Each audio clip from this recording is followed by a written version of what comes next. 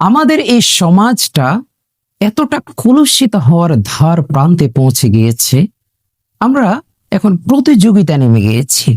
আমরা একে অপরের দোষ তালাশ করতে ব্যস্ত। অমুক ভাই কি করলো, অমুক আলেম কি করলো, অমুক বোন কি করলো, এই সময় ব্যস্ত।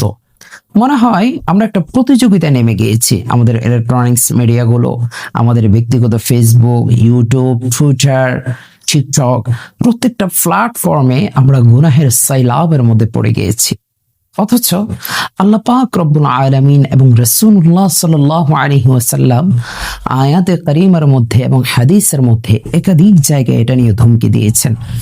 আল্লাহ পাক রব্বুল আলামিন বলেন, ওয়ালা তাজাসসু ওয়ালা ইয়াগতাব বা'দুকুম বা'দা, তোমরা একে অপরের দোষ তালাশ করো না, এই কাজ থেকে তোমরা বিরত থাকো।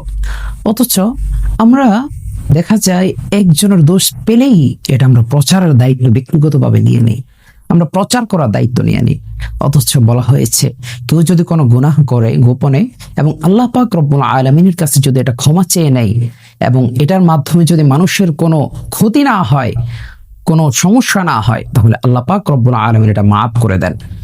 এবং হাদিসের মধ্যে রাসূলুল্লাহ সাল্লাল্লাহু আলাইহি ওয়াসাল্লাম বলেন, তোমরা যদি অপর ভাইয়ের অপরাধ থেকে, দোষ থেকে, একটা গুনাহ দেখে যদি তোমরা এটা খুব খুশি হও, আনন্দ হও, রাসূল বলেন তুমি এই গুনাহের সাথে জড়িত হওয়ার আগ পর্যন্ত মৃত্যুবরণ করবা না।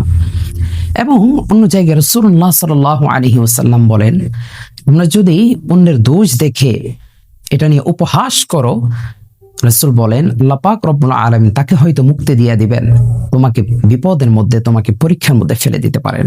অতএব প্রিয় ভাইয়েরা, প্রিয় বোনরা, আমরা কারো দোষ দেখলে এটাকে প্রচার করার দায়িত্ব না নিই, আমরা নিজ উদ্যোগে প্রচার করার দায়িত্ব না নিই। হ্যাঁ, আপনি অবশ্যই প্রচার করতে পারেন। কোন অপরাধটা প্রচার করবেন?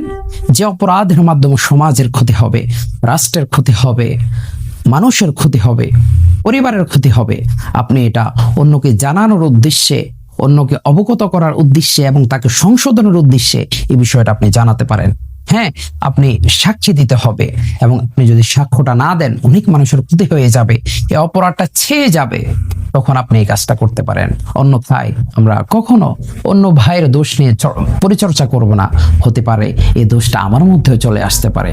প্রিয় ভাইয়েরা, প্রিয় বোনরা, আল্লাহ পাক রব্বুল আলামিন আমাদের সকলকে আমল করার তৌফিক দান করেন। আসসালামু আলাইকুম ওয়া রাহমাতুল্লাহ।